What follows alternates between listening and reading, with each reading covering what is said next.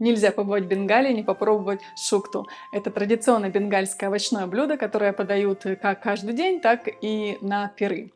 Харе Кришна!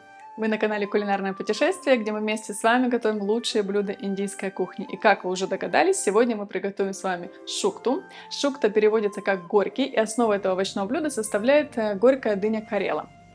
И так как горький вкус должен быть в начале обеда, подают его, как правило, самым первым блюдом вместе с рисом. Существуют различные вариации этого блюда, и сегодня я покажу один из них.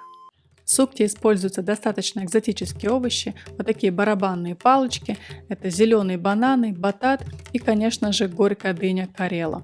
Также я буду использовать индийский кабачок лау или локи. Барабанные палочки очищают, но не полностью, лишь частично снимая шкурку и нарезают вот на такие вот отрезки. Далее нарезаем карелу, нужно просто отрезать концы и вдоль нарезать на кусочки. Косточки, если они очень твердые, убираем, если молодые и мягкие, оставляем.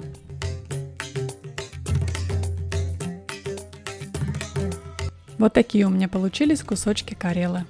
Сукта готовится на горчичном масле. Разогреваем масло и будем обжаривать карелу. Пока карела обжаривается, подготовим остальные овощи. Кабачок очищаем и нарезаем на небольшие брусочки. Обычно в этом блюде используется сладкий картофель батат, но так как у меня его был не сезон, я использовала только картошку. Обычно использую батат и картошку пополам. Баклажан нарезаем длинными кусочками и будем их обжаривать, когда карела будет готова. Карела обжарилась, и мы в эту же сковородку помещаем баклажаны и обжариваем их до хорошей румяной корочки. Сабджи бананы или зеленые бананы, которые используются для приготовления овощных блюд, они не сладкие, нарезаются вот таким образом. Шкурку у них сложно снять, поэтому я ее тоже срезаю и нарезаю на кусочки.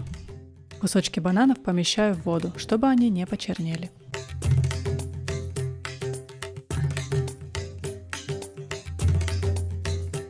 Все овощи готовы, и в разогретое масло мы добавляем чили и подготовим барабанные палочки, кабачок и картошку. Батат добавлять нужно чуть позже.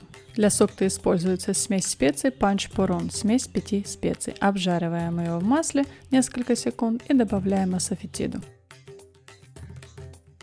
Перемешав овощи со специями, солим и добавляем воды. Мы будем тушить немного с водой. Через 5 минут можно добавить бананы и батат.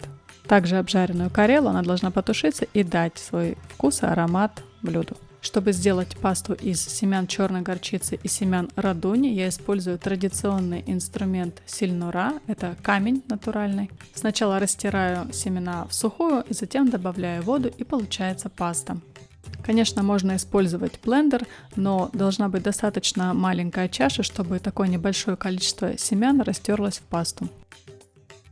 Паста готова, я немного разбавлю ее водой и добавляю в сукту. Обратите внимание на консистенцию, это не сухое блюдо, должно быть достаточно жидкости. Я добавляю немного сахара, чтобы компенсировать горечь, но если есть батат, то сахар не нужен.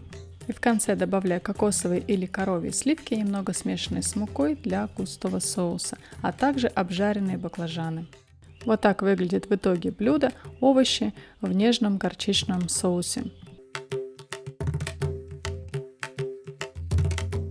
Это очень древнее блюдо, его упоминают в биографии Шри Чайтаньи Махапрабху, а также в других источниках. Конечно, это не то блюдо, которое можно приготовить в любой точке мира из-за достаточно экзотических ингредиентов. Но надеюсь, что вам было интересно хотя бы посмотреть на это знаменитейшее блюдо. И если вы побываете в Индии, вы обязательно его приготовите. А мы увидимся с вами в новых видео. Харе Кришна!